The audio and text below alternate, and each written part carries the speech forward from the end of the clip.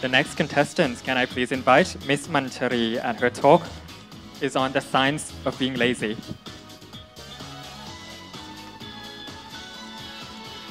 Okay. I lost something. Thank you. Okay. Okay, are you ready now? Yeah. All right, then, go ahead. All right. Good afternoon, ladies and gentlemen. I have been sleeping 10 hours last night, and I'm still feeling really tired. And right now, I feel sleepy too, to be honest. So I wonder what had happened to me. Was it because I have been studying too hard? Mommy got to be proud, you know. But I don't think what's happening to me right now is not being tired, but it should be categorized as being lazy. I know that all of you in this room has this feeling before. Being lazy is very hard to control, right? And in fact, being lazy, you can't really get it out of your body. So today, I'm going to talk about the science of being lazy. Why are we feeling it, and how to get over it? All right, first, we have inherited a trait from our ancestors, an unpleasant one, actually. For their survival quest, they have to limit their energy use on the minimal routine tasks while saving the maximum for the hunt. So in today's world, we don't have to hunt anymore, so we don't need it. But our brain is still like influenced by such a primitive genes, which on the other words we can say, we are inherently lazy. So when our body is moving, it naturally does it in the most economical way, guided by the brain, to follow the most efficient way to sit, to walk, or even to run. So it's good when you are an athlete, because you want to save as much energy as you want, because to release it at the appropriate time, but not to a normal people like us. And on the other hand, when it's come to this time to make decision, it's been proven that there's a part of the brain called the premotor cortex that tends to light up just before the other spot controlling the movement do. So the premotor cortex will fire paradoxically whether when it comes to the time to do or not to do. It tries to foresee and estimate the energetic cost. So if it's take longer time to think and it's become harder for the human, especially for the least active person like me, to take action, the brain realizes that it has to take more effort. So why choose the harder way? We can just choose the easier way, which is choosing the couch over walking out in the sun. But, however, we should have the way to fight to figure out and overcome the laziness, right?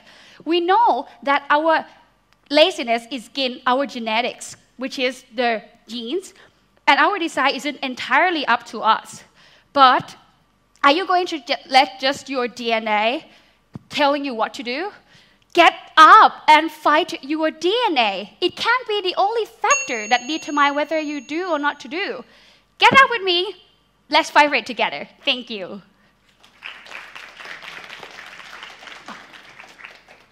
Thank you very much, Miss Mancharee. What a very energetic talk.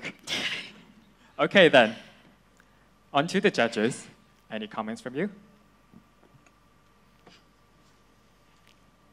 Is that any question? Yeah, I'm just trying to figure out how do I get rid of my laziness, you know, for real.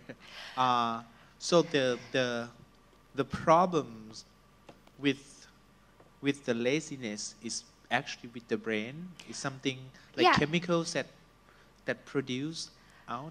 It's not because of the chemical, it's because of how your brain works. It's trying to help you work as cheaply as you can. So Right. it's actually working hard to make you being lazy. You understand? No. So the brain, Working hard. so it's working hard to choose the most efficient way for you to do something. So you use the less energy because you have to save the energy for the next thing. Right. So it means that it's actually monitoring you to choose the easier way. So if today I feel like I want to relax, I would choose laying on the couch more than just walking out in the sun like I show you with my glasses. So in that case, if I wanna get rid of my laziness, it just start Okay. doing something that I'm not used to. You should make like a helpful environment and train yourself to working harder to overcome the laziness, because it might be a slow process, but like when your brain get used to it, it will like it actually will feel pleasurable doing things, and then you can dive. It will help you dive toward the like overcome the laziness, and then you could do whatever you want. Isn't it good to be not lazy and do everything? I regret every day. Yeah. Thank you. So, well, again, I like your talk, and it makes me feel less guilty for Yeah, being right? lazy because it's already programmed. Yeah, it's that- in our genetics. Yes, exactly. So basically, your premotor cortex already calculates if it's worth or not to do it or not to do it. If it's not worth doing it, just stay lazy, right? Or maybe the premotor cortex does not think at all, does not calculate at all. Maybe the premotor cortex probably is the one that is lazy, so it does not do the calculation thing. Yeah, but at the end we lazy anyway. Okay. We? Yes, probably. Okay. Okay, I am. Well, you said, well, still, again, I'm still lazy. Anything that would suggest me to do in order to fight off my laziness here? Because now I have the reason why I have to be lazy from you now. Can you help me to maybe fight off my laziness here? To me, to fight my laziness is thinking that today is the last day for you to leave. Yeah, because if you think, like, you know, this competition, if I didn't think that this is the only chance that I could try it for 2018, because 2018 is an only year that's going to happen in my life.